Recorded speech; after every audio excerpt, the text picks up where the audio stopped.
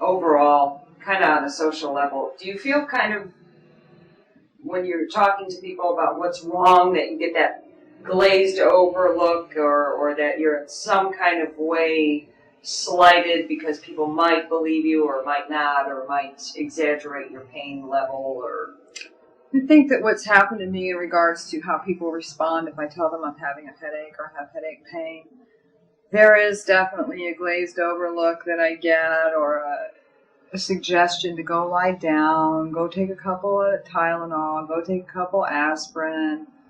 But what's happened to me is that I've had to leave work a few times because of these things. And I go home and I don't let people around me know I'm in that much pain because, number one, they don't understand it. And I know that because I've tried to explain it. And also to be told that it's a migraine when it's not a migraine. And I know that because migraine medicines didn't work. They didn't work. And so I would just say, yeah, I've got a migraine, I got to go home. Because it's easy to do that. Because everyone's like, oh, yeah, you need to go lie down, turn the lights off, and just rest and take your medicine and get over it. Well, no medicine worked. And so you're saying that it's probably easier to tell people that you have a migraine because then they think that that's if you say you have a migraine, I've got a migraine. People are like, oh, yeah, go on, go home. But if you say, well, I have a headache, but it's not a migraine, I think people immediately are like, well, then go take 2 Tylenol. What are you whining about?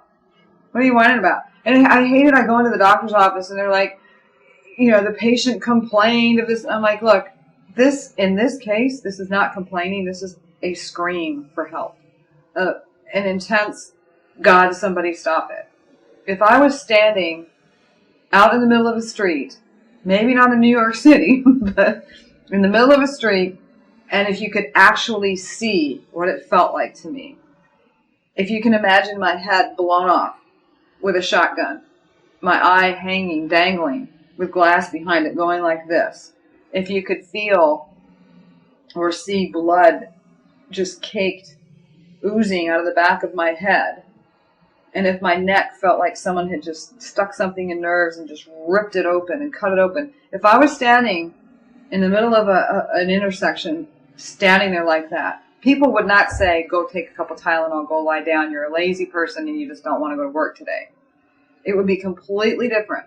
Because that is what it feels like. It is like someone standing there in the middle of Times Square, sticking a broomstick into my eye and just mutilating my head. And there's oozing brain, blood, everything everywhere. The problem is the nerve endings don't get cut.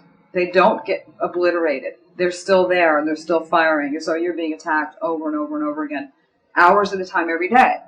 So yeah, it's a little demoralizing and a little irritating and depressing to say to someone, I've got a headache. I need to go home. I've got to go. And to have that, we can't give you a raise this month or this quarter because you're really not that reliable, because you can't come to work and show up like everybody else does.